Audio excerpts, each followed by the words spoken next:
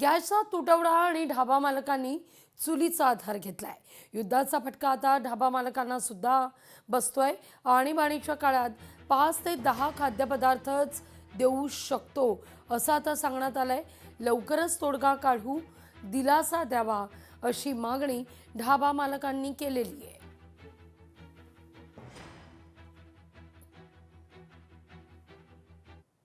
प्रत्येक हॉटेलमध्ये आज जवळजवळ 20 ते 30 जणांचा स्टाफ असतो आणि अचानक बंद झाल्यामुळे त्यांच्या जेवणाचाही प्रश्न सर्वात मोठा प्रश्न आम्हाला पडलेला आहे। बाकी व्यावसायिक आम्ही गोष्टी बघायला गेलो तर ते खूपच जास्त आहे आणि गॅस आम्ही जर आणखी वेगळ्या प्रमाणात आणायला गेलो तर ते आणखी जास्त प्राईजमध्ये वाढून देत आहेत।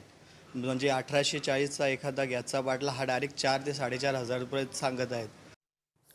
अमेरिका, इस्रायल, इराण युद्धाचा फटका भारतातही बसतोय। इलेक्ट्रिक शेगडीची मागणी मोठ्या प्रमाणावर आहे। गॅस सिलेंडरच्या तुटवड्यामुळे गृहिणीची आता इंडक्शनला पसंती आहे।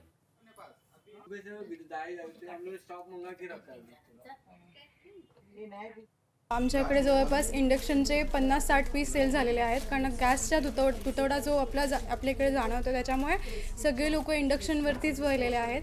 बिकॉज समजा घरी काही प्रॉब्लेम झाला, गॅस वगैरे संपला तर काहीतरी एक गोष्ट हव्या, तर आमच्याकडे म्हणून एवढा सेल होतो आहे ना की स्टॉक पण आमच्याकडे संपलेला आहे। गॅस सिलेंडर संपला आहे। 3 दिवस मी बुकिंग करण्यासाठी प्रयत्न चालू आहे, तर बुकिंग होत नाही आहे त्याच्याशिवाय आता आम्हाला दुसरा पर्याय काही नाही। ते वेळेवर इंडक्शन्स खरेदी करण्यासाठी ताबडतोब आले मी की त्याचा स्टॉक संपू नये, वेळच्या वेळी मिळावं म्हणून।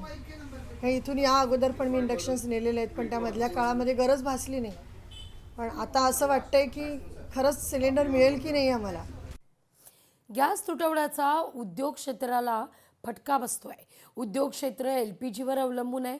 अनेक उद्योगांमध्ये तर चिंतेचं वातावरण आहे। पुढील काही दिवसात उत्पादन ठप्प होण्याची भीती व्यक्त होतीये।